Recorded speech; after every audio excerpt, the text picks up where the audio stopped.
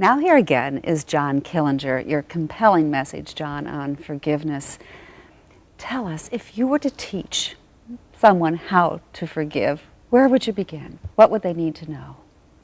Well, I think biblically the place where we begin is by knowing how we've been forgiven, realizing what a dark side each of us has that has been turned to the light, and that we are acceptable to God. And you remember the parable that Jesus told about the man who had been forgiven by the king, the great debt that he owed the king, and went out and collared a fellow who owed him a very small amount of pittance, and then demanded that the man pay him. And the king called him back and said, "You can't have your forgiveness by yourself. When I forgave you, you were to forgive others." And I think, that's kind of the heart and nub of it as far as I'm concerned. What do you believe, John, is harder, to forgive or be forgiven? That's an interesting question. It may be harder to accept forgiveness from others than it is to forgive them, because you're in the control seat when you're doing the forgiving. But sometimes I think our own sense of unworthiness makes it difficult for us to accept the forgiveness of others for things we've done.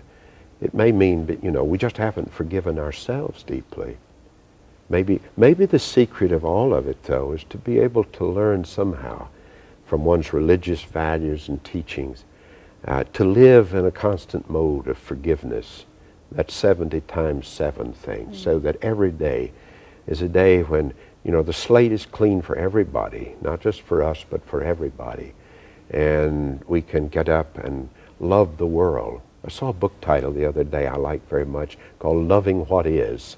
I haven't read the book. I don't even remember the author's name, but it's a wonderful idea to love what is, to accept it all and to care about it as it is, not to want to change it, but we to have love a lot it of that work to do, don't we, to move in that direction, in the kind of culture in which we live, the us against them, we, they. Yeah. Christ forgave the world at the point of his deepest agony.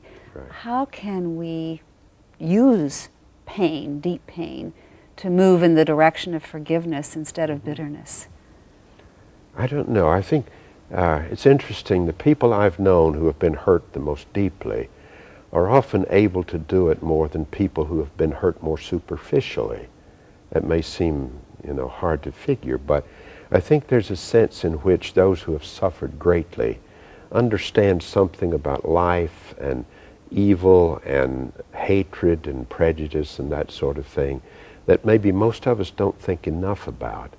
And maybe we need to spend more time reading literature about people who've been wrongly incarcerated, or people who have been imprisoned in camps and concentration ghettos and that sort of thing, to get inside the minds of those who have learned to love life even when they were being hurt, and treasure the little things in life, to be empty in themselves in order that they would be able to be filled by the things around them, not always having to be in control.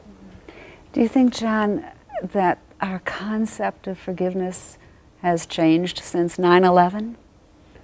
I'm not sure. I think we've probably had to draw on our old concepts a lot more than we were doing.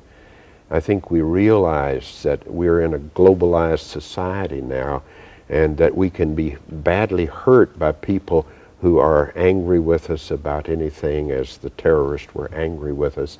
And we see more than we ever did the importance of trying to be friends and being loving relations with people of different cultures, trying to get in their skins more than we have. Thank you so much, John Killinger.